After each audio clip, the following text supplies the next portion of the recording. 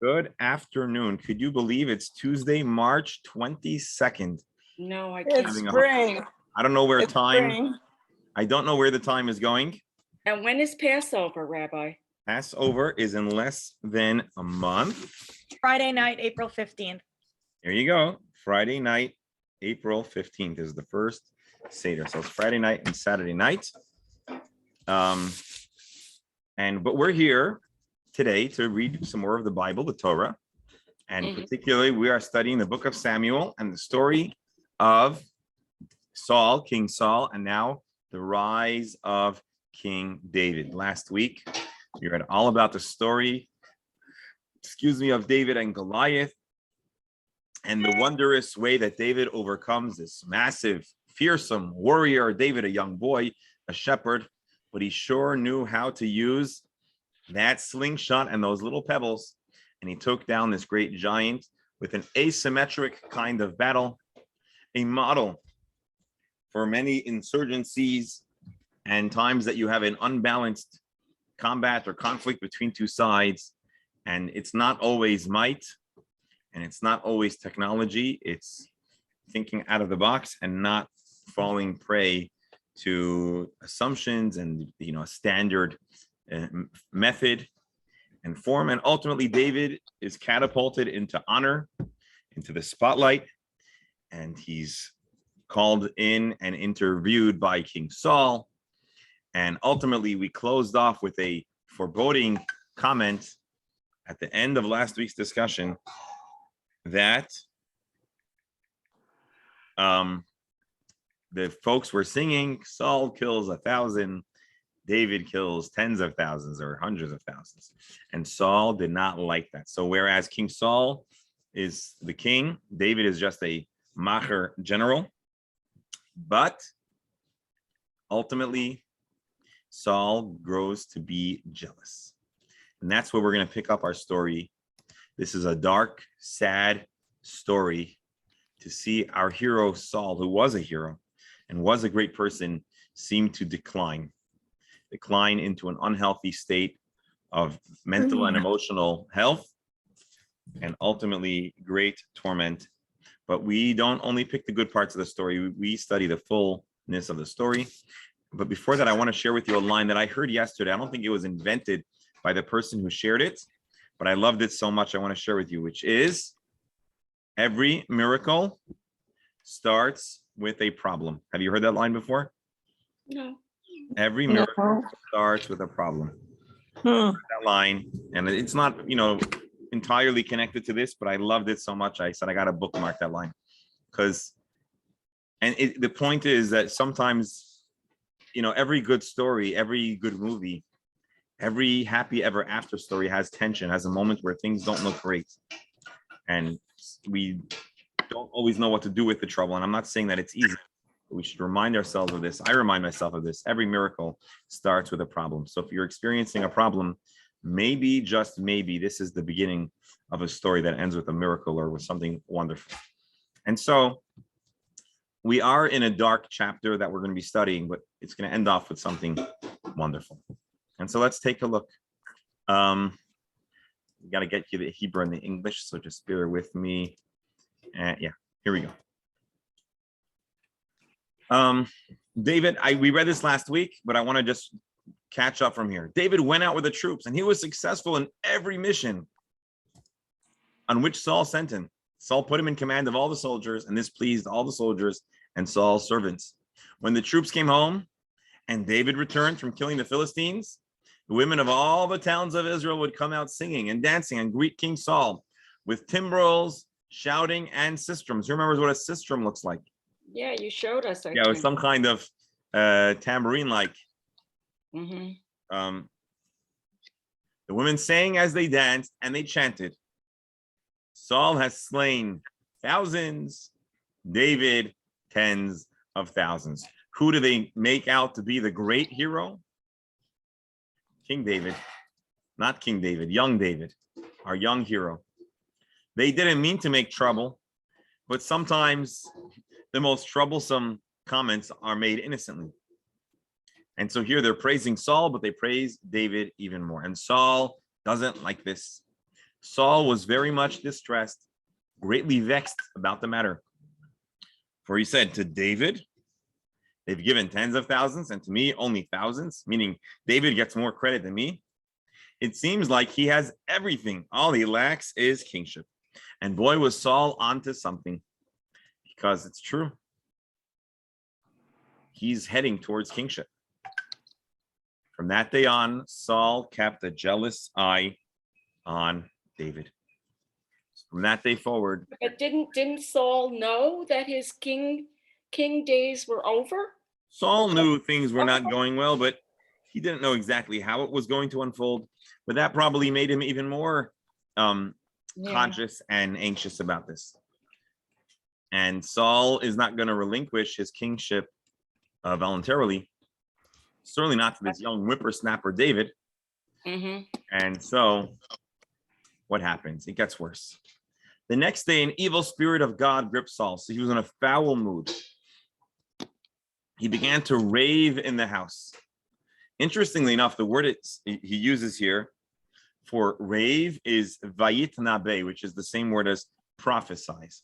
Sometimes prophets code that was not decipherable. And so here, the word for rave, ranting and saying stuff that wasn't making a whole lot of sense. He went into some kind of state, into some kind of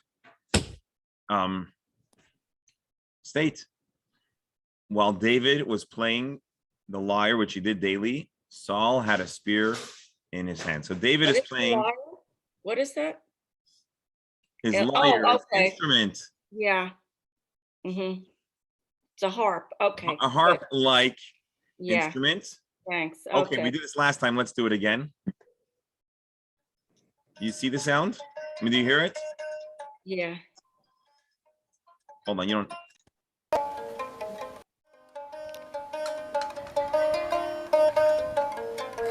It sounds like another kind of string instrument. Sounds like a banjo. Yeah, it has a banjo-like sound. Mm-hmm.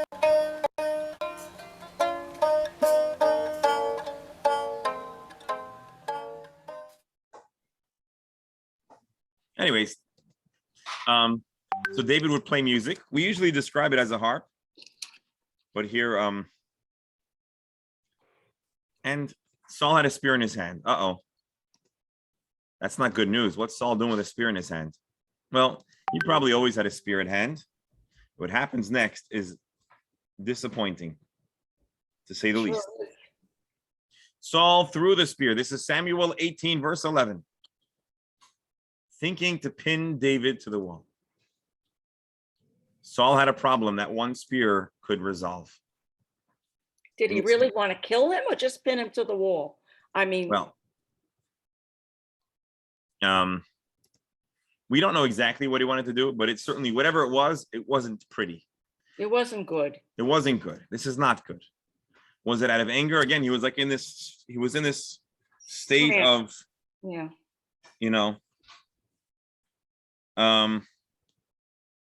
Anyways, So does he throw the spear? he throws the spear. So it seems like he was doing it in a playful manner, but hoping to construct a mistake. Not a good idea. Playful. That's not playful to No. throw a spear. No, Mm-mm. spears are things you throw at deep enemies, not friends. Mhm. And this happens twice. David eludes him twice.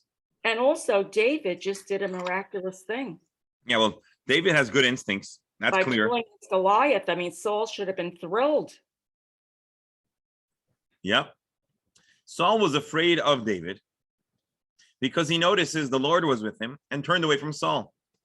And so Saul realizes that David may be that guy that he's afraid of. Now, the old Saul, the humble Saul, the magnanimous, wise Saul, wouldn't react this way.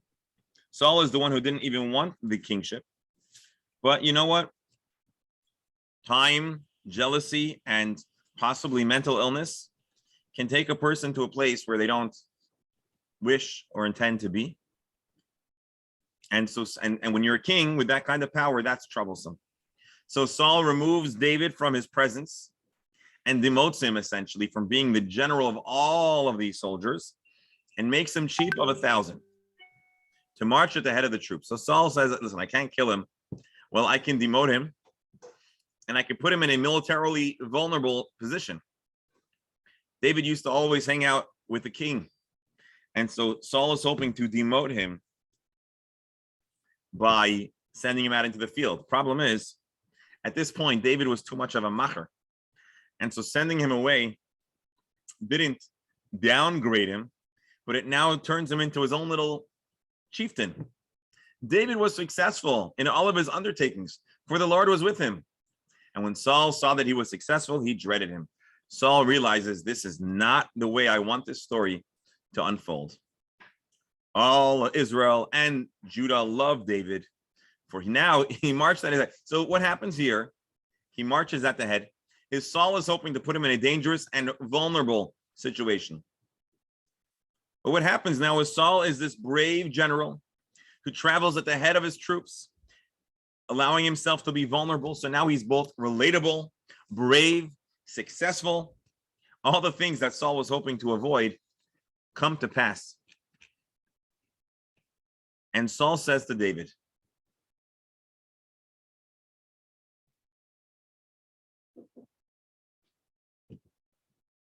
here is my older daughter, Merav. I'll give her to you in battle. In return, you be my warrior and fight the battles of the Lord. Saul thought, let not my hand strike him. Let the hand of the Philistines strike him. So Saul says, if I can't kill him, maybe the Philistines will. And Saul has a win-win. If the Philistines kill him, they take care of his problem. And if they don't, well, then his need to defend the people is met. Again, I don't want to get derailed by this, but there's an interesting phenomenon for those that are following what's going on in Ukraine and Russia, which is a large number of Russian generals are dying in the combat. And everyone's wondering why that is. Most likely, I mean, the theory that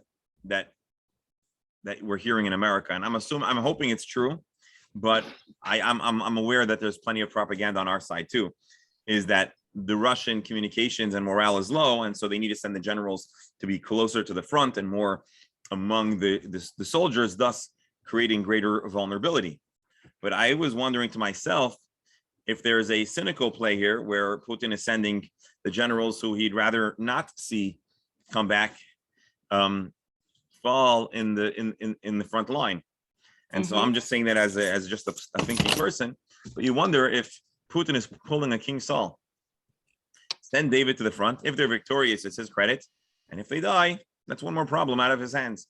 And so Saul tells David, I'll give you my daughter Merav, but you're going to have to keep on representing me in battle. If Saul can't kill him directly, he's thinking maybe he can set him up to fall. So this is Saul's plan B to get rid of David. David replied to Saul, who am I? And what is my life, my father's family in Israel, that I should become your majesty's son-in-law? He's being very humble. He's saying, do I deserve to marry royalty? Really? I never would have imagined that. Wow, he's so honored. And he also wasn't really, it doesn't seem like he was keen to marry the king's family because of his humility. So what happens is, but at the time that Merav, daughter of Saul, should have been given to David, she was given in marriage to Adriel the Mecholati. So a terrible thing happens. King Saul promises his daughter to David, and then he doesn't give it. Wow. Why? Well, one thing we know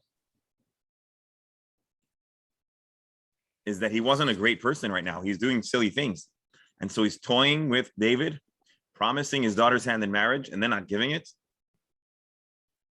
But what should happen is now Michal, the younger daughter of Saul, falls in love with David. And when this was reported to Saul, he was pleased. So, okay, now we'll be able to undermine King David. And maybe, I don't know, but maybe he's thinking that if David is involved in a romantic relationship, he'll be distracted on the field. And maybe, just maybe this will finally get rid of King David. Aye. Saul thought, I'll give her to him. She can serve as a snare for him. So the Philistines may kill him. Also realize to kill the king's son-in-law is a whole lot more of a win. So it puts a greater target on King David's head. Right. Prestigious. Right. Yeah. I'll give her to him. She can serve as a snare for him so that the Philistines may kill him. So David says to David, Saul tells David, you can become my son-in-law now, even through the second one. So if you can't marry the first girl who I promised you because she's already married, you can marry my other daughter, Michal. Mm-hmm. Um, So did they have a wedding? let's see. Or in those days, they didn't have weddings? Oh, they had. Let's see if there's a royal wedding. Let's see what happens. Mm-hmm. So Saul instructed his servants, say to David privately, the king is fond of you and all his courtiers like you. Why not become the king's son-in-law? And so it looks like King Saul is trying to woo him. And when the king's servants repeat these words to David, David replied, do you think that becoming the son-in-law of the king is a small matter? When I am a poor man of no consequence, I'm a simple person. I'm a nobody. The king's daughter should marry a nobody. It feels wrong. And what he probably really meant, according to the commentaries here, is that he was not a man of means. And to buy a princess gifts worthy of a princess, that's not so easy. Mm-hmm. Especially when she's high maintenance. A high maintenance, yeah, not easy. So Saul's courtiers reported to him, to Saul, this is what David said. David said, say this to David. The king desires no other bride price. The king doesn't want a present. Oh. He doesn't want money. You know what he wants? Get ready for this. He wants the foreskins of 100 Philistines as vengeance on the king's enemies. He basically wants evidence. I know it sounds kind of gruesome, and but he wants 100 trophies from 100 Philistinian warriors that David has taken. Saul intended to bring about David's death at the hand of the Philistines. So Saul is doing everything possible. Put him at the front, put a target on his head, demand that he engage in combat with countless Philistines. When the servants replied this to David, David was pleased with the idea of becoming the king's son-in-law. And so he takes action before the deadline. He didn't wait long. He leapt straight into action. David went out with his men and killed not 100 Philistines, but possibly 200 Philistines. King David brought their foreskin. They were counted out for the king, all so that he might become the king's son-in-law. And Saul had no choice but to keep his word and gave his daughter Michal in marriage. Who would dream this up about the foreskins? Well, realize there was this cultural, Jewish people were circumcised. And they weren't. Their enemies were not. And if you recall, the way David was talking tough to the Philistines was about this distinction between the Philistine people and the Hebrew people. And so I suppose this was a way of proving that the people that he killed were Philistines. Actually, thinking about it now, I guess Saul didn't want David to kill a bunch of Jews that were his subjects, so he made him bring something that the Jewish folks wouldn't have, which is a foreskin. Anyways, let's move on from that. Yes. When Saul realized that the Lord was with David and that Michal, daughter of Saul, loved him, so everything is going wrong. Saul is trying to get David killed by offering his daughter, and instead she falls in love with him. And now Saul feels like everyone is turning on him, even his family. And David's fortune is shining upon him. He gets to marry the king's daughter. He's victorious in battle. The people like him. King Saul's family likes him. Now, I know we're portraying Saul as the villain here, but you got to also kind of feel for him. Here's a man who, with great sacrifice, rose to the challenge of being the monarch for defending, protecting the people of Israel. All of a sudden, just to be usurped by this young, annoying, know-it-all kid, everything seems to work for him. And meanwhile, Saul's mood is turning darker and darker. There's depression. Perhaps other mental illness is ravaging King Saul. Saul grew still more afraid of David. And Saul was David's enemy for the rest of days, for the rest of his time. Yeah, but he was married to the daughter, and so Saul should have So this is realized an in-law. if he did anything to David, it would harm his daughter, Yeah, right? which he should have thought twice about it. Exactly. But David, I'm sorry. Hey, Shami, how are you? Come grab a chair. Please join us. All right, it's a little dark in here. And so now Saul hates David deeply. Well, Israel's enemies don't rest, and therefore neither did Israel's army. The Philistine chiefs marched out to battle, and every time they marched out, David was more successful than all the other officers of Saul. His reputation rose vastly. His reputation soared. Every time Israel is challenged, David is the hero. David is the man. Every time a raiding party goes out, Israel's armed forces respond, and David being the hero every time. And this concludes chapter 19, which really is the emotional turning point, the King Saul's real turning point. And it's at this point where we can describe Saul as hating David. In this chapter, Saul tries to kill David directly, tries to kill David indirectly, tries to encourage David to incur great risk. And along the way, he also gives him his wife, sends him to the front, and has great, deep hatred for his now son-in-law.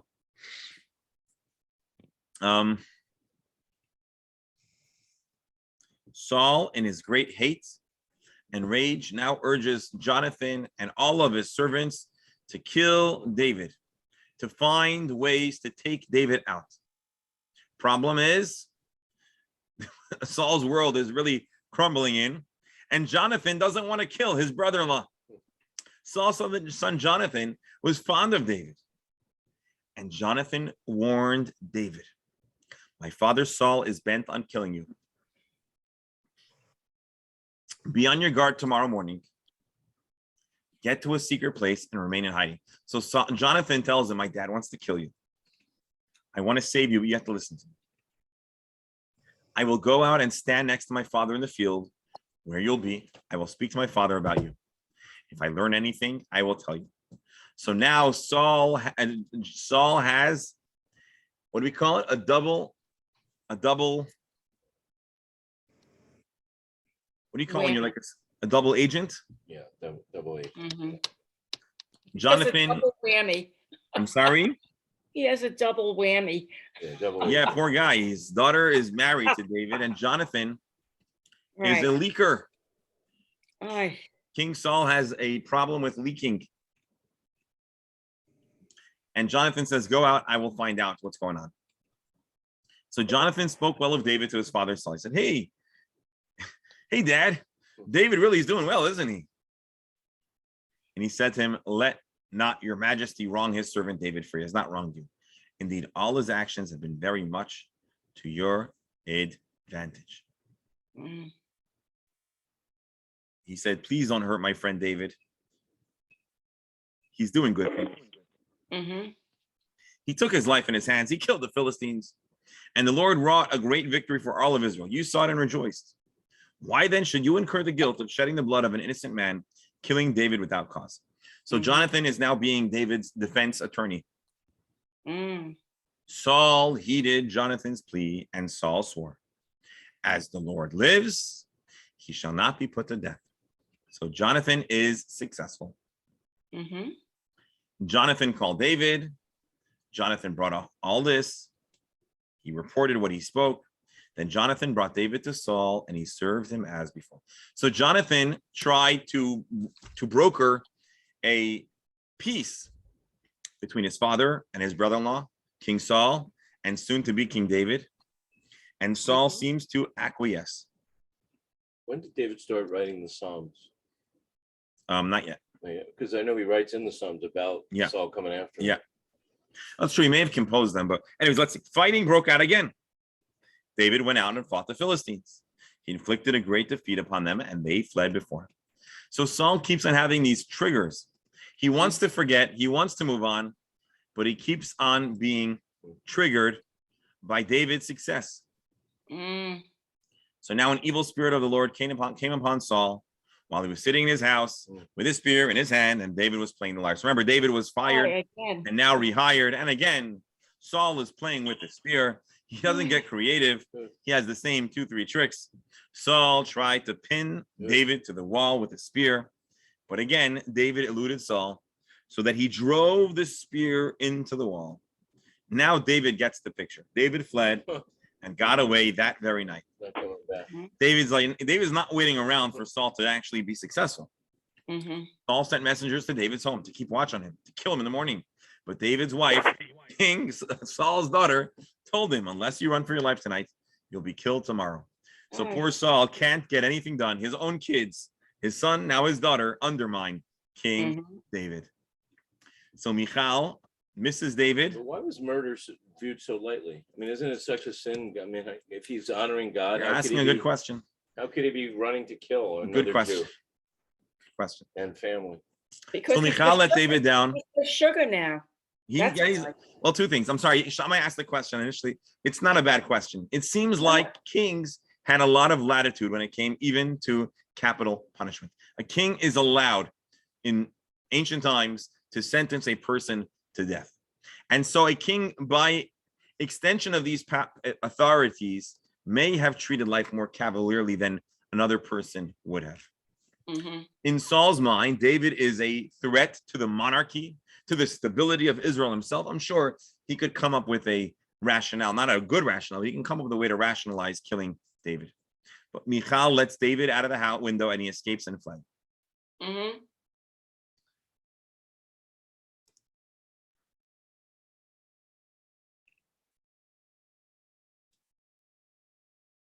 Hello? Michal then took out a household, and here we call it an idol, but it was like a doll. She made a doll, a dummy, Mm-hmm. laid it in the bed and covered it with a cloth. You've ever seen pranks where people put a course. dummy, right? Yeah. And at its head, she put the net of goat's hair. Saul sent messengers to seize David, but she told him he's sick. Don't seize him now. Saul sent back messengers to see David for themselves. Bring him to me in the bed, so he'll be put to death. So now the servants have to go and schlep David on his bed. Only problem is, what's wrong? It's not There's David no- on the bed. So, When the messengers came, they found a household dummy in the bed with a net of goat's hair on its head. Saul now confronts his daughter. Why did you play that trick on me? Let my enemy get away safely. How could you let my enemy escape? Your wife, your husband. Because, Michal answered Saul, he said to me, help me get away or I'll kill you. So Michal has to lie now. Otherwise, she's in trouble. And she says that David threatened her.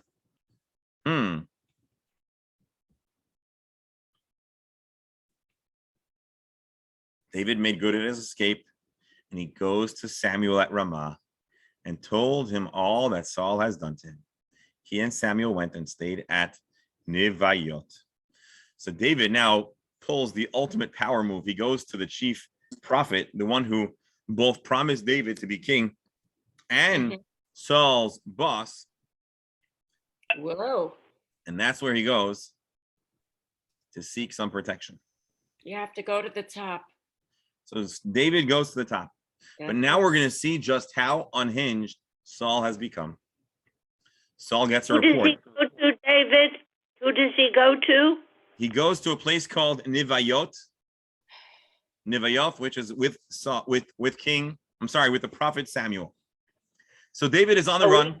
He runs to the spiritual leader of the Jewish people, the guy who headhunted and installs Saul, the guy who tells David he's going to be king. Mm-hmm.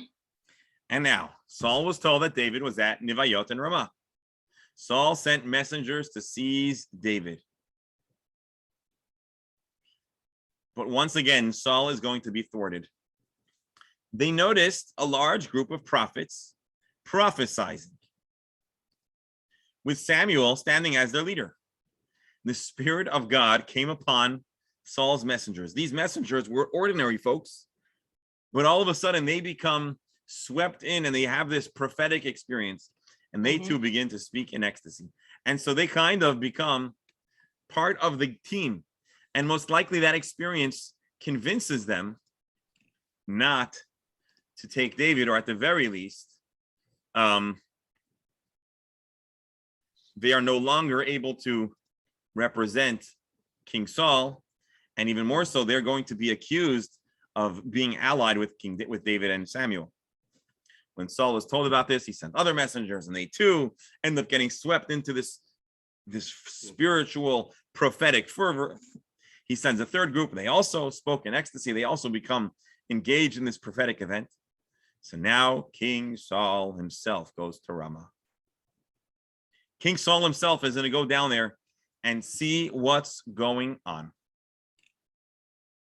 He came to Ramah, and when he came to the big pit, the big cistern at Sechu, and he asks, "Hey guys, how you doing? Where's Samuel and David?"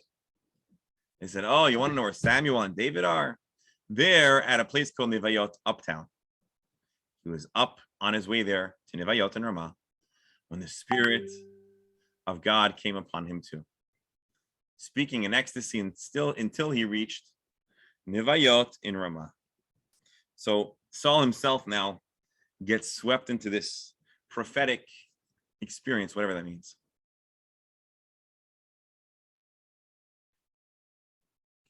We're going to now find out something very strange, interesting, or hard for us to comprehend about prophets. When a person became a prophet, they had a overload of mental stimuli to the point where they lost control. They fell into a trance and lose control of they lose this kind of consciousness. They're now in a different state of being.